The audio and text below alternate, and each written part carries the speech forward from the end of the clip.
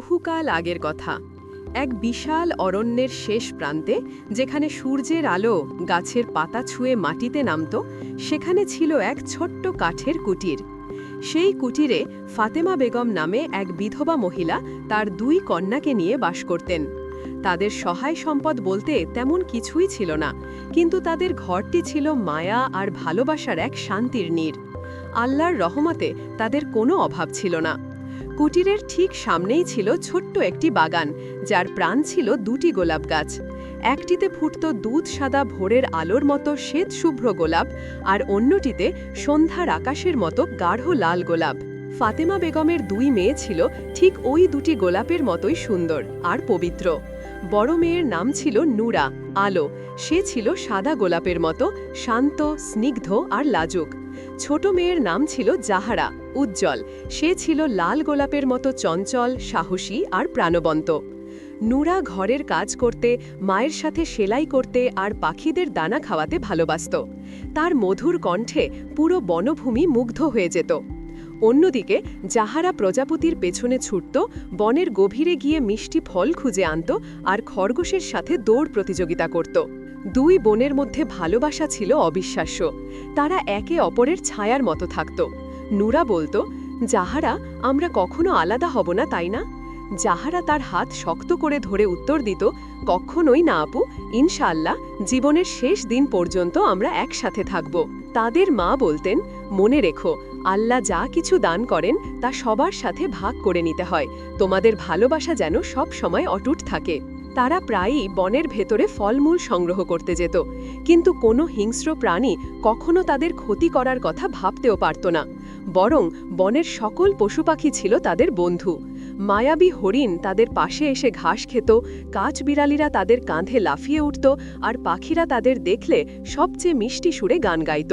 শীতের এক কনকনে সন্ধ্যা, বাইরে তখন তুলার মতো বরফ পড়ছে আর কনকনে বাতাস বইছে। চারদিক ধপধপে সাদা হয়ে গেছে। ঘরের ভেতরে আগুনের পাশে বসেছিল নূরা আর জাহারা। আগুনের উষ্ণ আলোয় তাদের মুখ ঝলমল করছিল। হঠাৎ জাহারা তার শান্ত দিদি নূরাকে বলল, আপু, এই শান্ত সন্ধ্যায় মনটা কেমন গান গাইতে চাইছে। আমাদের সেই ছোট্ট বাদ্যযন্ত্রের বাক্সটা আনবে? মনে আছে গতবার আমরা কি সুন্দর বাজিয়েছিলাম, টিন টিন ট্যাং ট্যাং? নূরা মিষ্টি হেসে বলল, হ্যাঁ মনে আছে তো, ওটা তো আমাদের প্রিয় toddlers musical instruments baby Montessori wooden musical toys set. চলো আজ আবার বাজাই। ছোটদের জন্য এর চেয়ে মজার জিনিস আর কি হতে পারে। তুমি বাজাও, আমি তোমার সাথে গান গাই। এরপর দুই বোন মিলে তাদের ছোট্ট কাঠের জাইলোফোন, ঢোল আর ঘুঙুর নিয়ে বসল। তাদের সুমধুর বাজনার শব্দে আর হাসিতে পুরো কুটিরটা যেন জীবন্ত হয়ে উঠল। তাদের মা ফাতেমা বেগম জানালা দিয়ে এই সুন্দর দৃশ্য দেখে বললেন, মাশাআল্লাহ, আমার মেহা কি সুন্দর বাজাচ্ছে। এমন খেলনা পেলে যে কোনো শিশুর মন আনন্দে নেচে উঠবে। সত্যি এই কাঠের বাদ্যযন্ত্রের সেটটা বাচ্চাদের জন্য এক দারুণ উপহার। যাদের ঘরে ছোট শিশু আছে তারা চাইলে নিচের কমেন্ট বক্সে দেওয়া লিঙ্ক থেকে এই চমৎকার সেটটা কিনে নিতে পারেন। আপনাদের সন্তানেরাও এমন আনন্দেই মেতে উঠবে।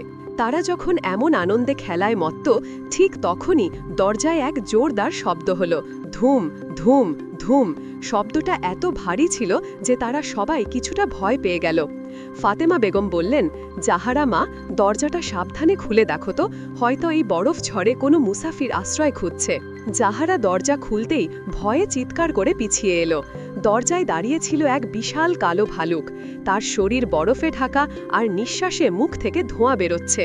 কিন্তু ভালুকটি হিংস্র হওয়ার বদলে খুব কোমল ও করুণ কণ্ঠে বলল, ভয় পেও না, আমি তোমাদের কোনো ক্ষতি করব না। আমি ঠান্ডায় জমে যাচ্ছি, দয়া করে আমাকে আগুনের পাশে একটু বসতে দেবে?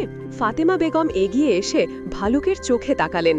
তিনি তার চোখে কোনো হিংস্রতা নয়, বরং এক গভীর কষ্ট আর দয়া দেখতে পেলেন। তিনি বললেন, আল্লাহর সকল সৃষ্টি তার আশ্রয়ে থাকে। ভেতরে এসো বাবা, আগুনের পাশে বসো, কিন্তু খেয়াল রেখো যেন তোমার পশম পুড়ে না যায়।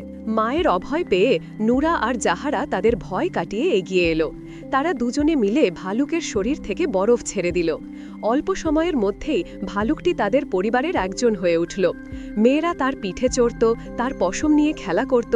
ভালুকটিও পরম ধৈর্যের সাথে তাদের সব দুষ্টুমি সহ্য করত। যখন তারা বেশি বাড়াবাড়ি করত, সে শুধু বলতো, ওহে ছোট্ট পরীরা, আমার প্রাণটা তো বাঁচাও। রাতে মা বললেন, তুমি এখানেই আগুনের পাশে ঘুমিয়ে পড়ো, এই কুটির তোমাকে আশ্রয় দেবে। ভোর হতেই ভালুকটি বনে চলে যেত আর ঠিক সন্ধ্যা নামার সাথে সাথে ফিরে আসত। এভাবেই পুরো শীতকাল কেটে গেল। বসন্তের এক সকালে যখন বরফ গলতে শুরু করেছে, ভালুকটি বিষণ্ণ কণ্ঠে বলল, এখন আমাকে বিদায় নিতে হবে, এই পুরো গ্রীষ্মকাল আমি আর ফিরতে পারবো না। নুরার চোখ ছলছল করে উঠল। সে জিজ্ঞাসা করল, কিন্তু কেন বন্ধু, তুমি কোথায় যাচ্ছ আমাদের ছেড়ে? ভালুক দীর্ঘ শ্বাস ফেলে বলল, বনের গভীরে এক দুষ্ট বামন আমার সব ধন সম্পদ চুরি করে এক জাদু বলে আটকে রেখেছে। সে শীতকালে মাটির নিচে ঘুমিয়ে থাকে, এখন বরফ গলে যাওয়ায় সে আবার বেরিয়ে আসবে। আল্লাহ ভরসা, আমাকে আমার সম্পদ রক্ষা করতে যেতেই হবে। ভালুকটি যখন দরজার পাশ দিয়ে বেরিয়ে যাচ্ছিল, তখন তার পশম দরজার আংটায় আটকে গিয়ে একটু ছিঁড়ে গেল। আর ঠিক সেই মুহূর্তে নুরা দেখল ভালুকের চামড়ার নিচ থেকে যেন খাঁটি সোনার মতো এক ঝলক বেরিয়ে এলো।